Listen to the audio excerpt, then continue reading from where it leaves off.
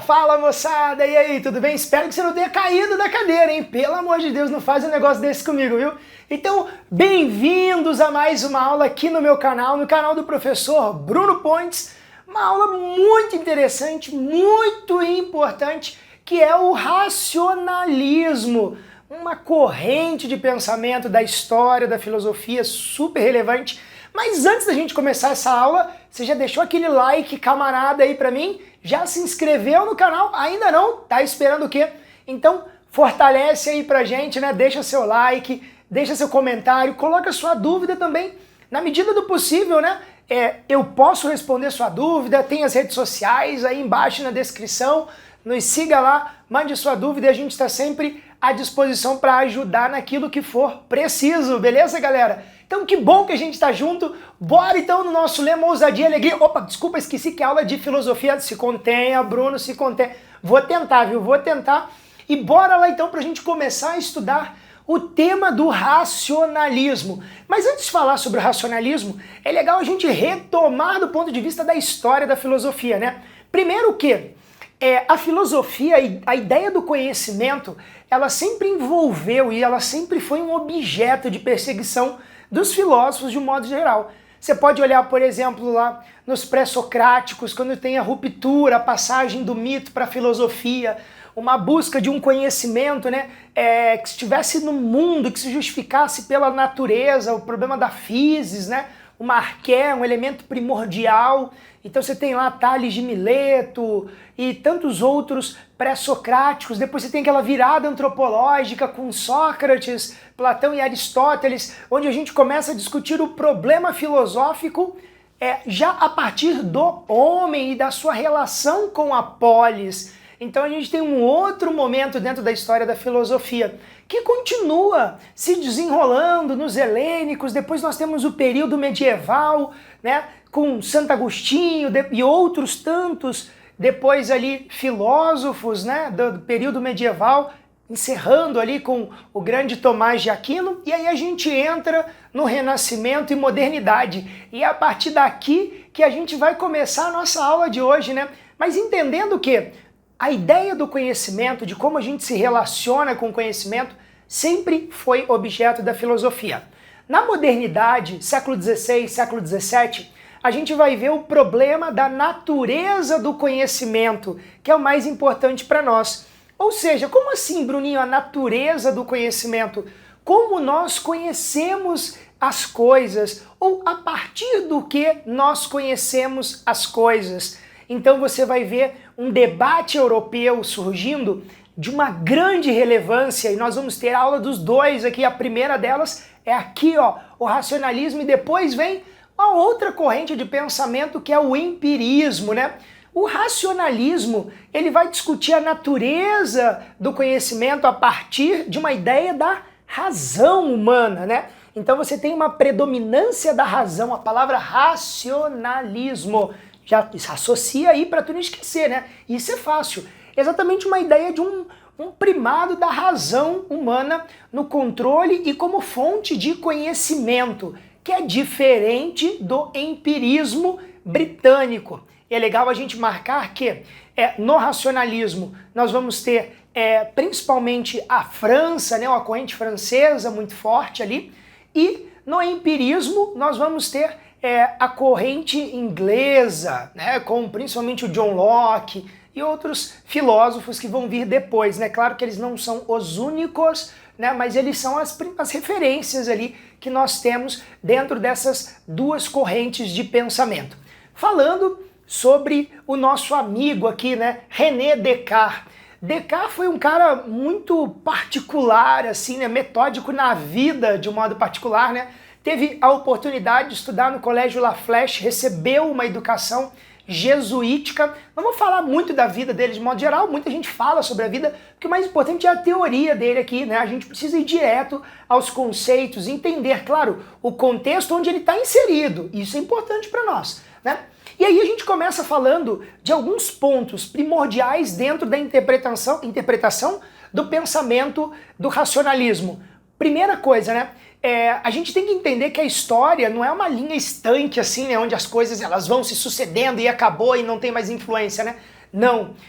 o Descartes, ele está bebendo numa fonte, né? Ou ele está ali, de algum modo, sendo molhado, né? Respingado por uma ideia que vem desde o Renascimento, né? De uma emancipação do sujeito. Então você tem ali, ó, nessa mudança e passagem da Idade Média, né? Do período medieval para o Renascimento, né? Você tem uma mudança de um chamado teocentrismo para um antropocentrismo, né? Então antes você tinha uma ideia de Deus no centro do pensamento e depois você passa a ter uma ideia do homem no centro do pensamento, e esse ponto ele é muito importante para nós, tá? Então você tem toda essa mudança processual que se dá com o Renascimento, né? O surgimento das ciências de um modo geral. O Descartes, ele está ali envolvido dentro de debates e de um surgimento de uma ciência moderna, e ele discute esse processo de ciência moderna. E aí ele ganha um destaque como o chamado pai da filosofia moderna, tá? Ele tem esse nome, né? Ele recebe esse título de pai da filosofia moderna. Exatamente por quê? Porque o Descartes, ele vai trazer à tona um problema que não estava muito bem resolvido, principalmente naquilo que diz respeito a uma ideia de ciência, de conhecimento científico. A gente tem ainda uma ciência que ela está muito atrelada ainda a uma ideia de um método científico de tipo aristotélico, uma ciência medieval, né, do método que pairou durante o período medieval. Então, o Descartes, ele quer fazer essa ruptura, ele quer fazer essa transição. Ele propõe, então, né, uma razão que busca se libertar das crenças de um modo geral. Opa! Então ele está querendo um pensamento isento. Ele quer um pensamento sem nenhum tipo de preconceito, sem nenhum tipo de prejuízo ali. Ele quer um pensamento puro. Para a gente alcançar esse pensamento puro, a gente precisa colocar alguns parâmetros, como, por exemplo, a ausência de autoridade, seja ela política ou também religiosa. E aí lembra que eu falei para você no começo da aula que o Descartes, ele tá dentro desse processo de transição ainda, né? Então você vê que assim, o Descartes está muito próximo do Galileu, né? Vivendo ali o seu processo de trâmites burocráticos com a questão da igreja. Então, para ele, essa ausência de autoridade política e religiosa é fundamental para que a gente possa criar um método científico que seja isento. Mas existem mais coisas importantes dentro do pensamento cartesiano para nós, né? E aqui é o ponto que o Descartes ele quer construir com a sua proposta: reestabelecer a ideia de ciência, separada, né, de uma tese e um método científico, né, de tipo tomista aristotélico lá, né? Ele quer se libertar das crenças, se desvencilhar da igreja, né? Ele quer buscar uma ausência dessa autoridade política e também religiosa para fortalecer um pensamento científico, pautado aonde? Na razão humana. E aí ele vai estabelecer um método, e fica para nós ali, né? Como que o Descartes estabelece isso? De que forma o Descartes ele coloca para nós esse método, né? De que modo esse método ele vai acontecer? Por meio de um método seguro que conduzisse à verdade indubitável. O que é indubitável? Inquestionável. Bruninho, mas aí a batata tá assando, hein? Como é que a gente resolve esse problemão, então? Como que a gente alcança uma verdade indubitável, né? E aí o Descartes ele vai nos ensinar, ele vai colocar pra gente um processo onde a gente consiga, de algum modo, dar voz e vez à razão apenas, né? Deixando de lado os sentidos. E eu vou explicar daqui a pouco para você por que a gente precisa deixar de lado os sentidos. Por que ignorar os sentidos de algum modo é importante dentro desse processo de conhecimento para o Descartes? Já lanço mão de uma ideia que não está aqui no quadro, mas você tem que tomar nota aí também, viu? O Descartes, como um racionalista, ele acredita em ideias inatas. O que são ideias inatas? São aquelas ideias que nascem conosco, tá? Ideias que nascem conosco. Então ele acredita que existem algumas ideias que elas já nascem conosco e aí vai do arbítrio do sujeito de utilizá-las ou não utilizá-las. Beleza? Até aqui? Tranquilo? Então vamos seguir aqui, ó. Beleza, aqui ficou uma pergunta para nós, né? Como que a gente consegue então alcançar, né, reestabelecer a ideia de ciência? Aí o Descartes nos propõe, né? Negando todos os sentidos. A gente precisa negar os sentidos. Os sentidos são um problema para nós. Há uma frase até importante que você vai tomar nota aí agora, viu?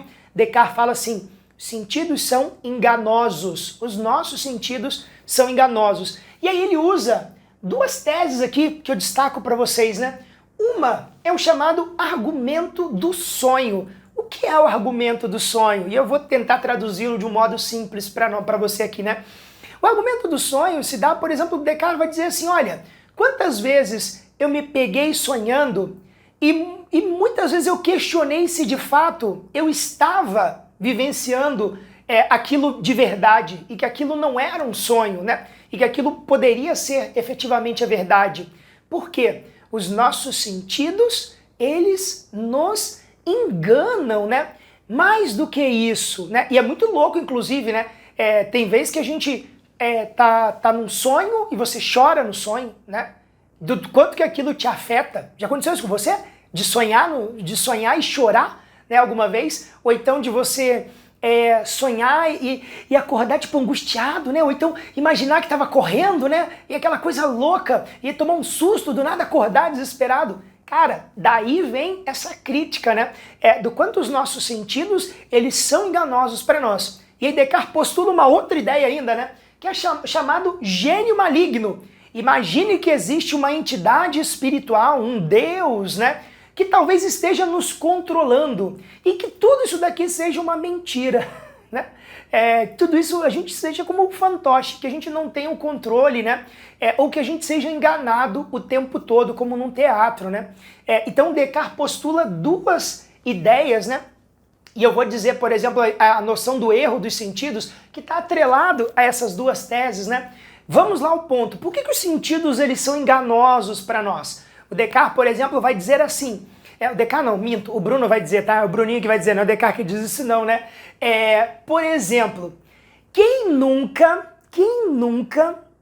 na rua deu aquele tchauzinho assim pra alguém, ou alguém te deu um tchauzinho e você ficou pensando assim, aí você é super feliz, você vai lá e se abre todo, né? Oh, tchau, né? E aí quando você vê, você para e pensa, aquele tchau não foi pra mim, né? Ou então, diferente, num outro momento, né? Você às vezes vê uma pessoa que você fala assim, nossa, minha amiga, meu amigo, mó tempão que eu não vejo, e aí fulano? E aí não era o fulano, né? Aí a pessoa olha assim, né? Aí tu fica com aquela cara, tipo, né? Cara, e o que a gente faz, né? Mas a nossa visão, ela nos coloca lá pra pensar, tipo, não, é fulano, eu vi, ó, aparece, né? E aí quando vira, não é a pessoa. Os nossos sentidos nos enganam. Bruninho, dá pra dar outro exemplo pra nós aí? Dá sim, né? O sol, por exemplo, às vezes a gente olha pro sol, né? Aí você fala assim, nossa, ó, vou pegar o sol aqui, ó, pequenininho, hein? Cabe na minha mão. Rapaz, a dimensão do sol que tá aqui é a dela efetivamente? O sol tem proporções muito maiores do que aquilo que você consegue captar na tua mãozinha ali, né? Então é maneiro você perceber o quanto os nossos sentidos, eles são enganosos. Outro ponto pra gente poder pensar é essa questão do Descartes, né? Quem nunca, por exemplo, pulou numa piscina e achou que a piscina estava com uma água satisfatória e aquele negócio estava gelado pra caramba, né? Eu venho de uma região muito perto de serras. Gente, meu Deus do céu, quantas vezes eu fazia isso? Molecão, feliz, amarradão, né? Ia lá, pulava na piscina, né? Mas saía em 2 tempos, de tão gelada que estava. Então a gente tem a impressão de que é uma coisa e depois é outra. Último exemplo para acabar. Quem nunca se queimou comendo algo ou tomando uma sopa? Você achava que estava fria já e você ficou lá soprando, né, a sopinha, né? E aí você põe na boca, aquilo sai queimando tudo, você sai desesperado caçando água, né? Pois é, Os nossos sentidos, eles nos enganam. Dei vários exemplos pra gente aí, pra gente entender então, beleza. Bruninho, diante disso tudo, o que eu faço com o pensamento do Descartes, cara? Pra onde que eu vou? Pra onde que eu vou? Aí o Descartes nos ensina a sua chamada dúvida metódica. Já que os nossos sentidos, eles nos enganam, eu preciso fazer um processo. Qual é o processo? Da dúvida. Eu coloco tudo em suspensão, eu duvido de todas as coisas, para que, a partir desse processo de dúvida, eu consiga encontrar a verdade. E a verdade, ela vai se dar por um processo racional, onde eu vou categorizando cada uma dessas coisas. Mas existe uma coisa que ela não falha a dúvida. Tem uma certeza. Que certeza é essa, Bruninho? Dessa frase bonita, cogito ergo sum. Penso, logo existo. Tem uma pessoa que questiona. Esse ser que questiona, ele pensa. E se ele pensa, ele existe. Essa é uma certeza indubitável para o Descartes. O ser que questiona, ele está pensando. E se ele está pensando, ele existe. Essa é uma verdade para o Descartes. E é a primeira certeza que nós temos. E diante das outras, como é que a gente faz aí, né? Vamos mostrar daqui a pouquinho para você. Mas antes disso, é importante a gente dar ênfase e destaque na seguinte ideia. O eu está posicionado no centro da realidade existente. Gente, isso aqui é aquela parada que você tatua no braço. Não, não tatua não, senão o cara da prova vai te eliminar, né? Mas isso é primordial, isso é principal, cara. Isso aqui é a cereja do bolo do Descartes, né? O eu está posicionado no centro da realidade existente. Então Descartes coloca a razão, né? Esse eu, mas o eu é a razão do sujeito pensante, né? Como o centro da realidade. E diante das outras coisas, como que a gente faz? O Descartes, então, ele coloca 4 regras para nós, né? Que são exatamente esses passos do método. O método do Descartes é o quê? É a dúvida. Eu coloco tudo em dúvida, né? Chamada dúvida hiperbólica, né? Aquela dúvida gigantesca. E existe também aí, alguns autores vão chamar, né, do funil do conhecimento, né? Daquilo que passa pelas regras do conhecimento, as chamadas 4 regras do Descartes, né? A primeira dela é a chamada regra da evidência. Algo é verdadeiro caso se elimine a possibilidade da dúvida. Então, primeira regra, chamada regra da evidência. Algo só pode ser tomado como verdadeiro caso seja eliminado qualquer possibilidade da dúvida. A segunda regra é a regra da análise. Para conhecer um objeto, a gente fraciona, a gente deve dividi-lo no máximo de partes possíveis, para que aí a gente possa, partindo, né, tendo essa análise do todo, compreendê-lo. A terceira regra é a regra da síntese, ligada à segunda regra de algum modo, né? A gente vai, depois de dividir um determinado objeto, nós partimos do mais simples para o mais complexo, né? Para poder resolver aquele problema e compreendê-lo. E por último, a regra da enumeração. Verifica-se todas as etapas para que nada seja omitido. Então você volta todas as etapas do conhecimento para que você perceba que não existiu nada, ou melhor, nada foi deixado de lado, né? Nada foi esquecido. Beleza? Então são as 4 regrinhas que o Descartes ele propõe para nós. Tranquilo até aqui? Beleza, galera? E o que é importante, né? Existe uma certeza. Que certeza é essa? O eu está posicionado no centro da realidade existente. Que eu esse? Chamado de ser pensante, né? É esse ser que duvida e o ser que duvida pensa, e se esse ser que pensa, ele existe para o Descartes. Tranquilo até aí? Beleza, galera? Então, cogito ergo sum, penso, logo existo. Essa afirmação ela se dá através da construção de um método, né? Onde a gente coloca todas as coisas em dúvida e deixamos de lado os nossos sentidos, porque para o Descartes os nossos sentidos eles são enganosos. Tranquilo? Meus queridos, minhas queridas, espero muito que eu possa ter ajudado vocês nessa aula. Se você gostou, clica aí, né? Deixa seu like, comenta, compartilha com seus amigos, isso é muito importante para nós, viu? E espero você na nossa próxima aula. Tchau, tchau, gente, até mais!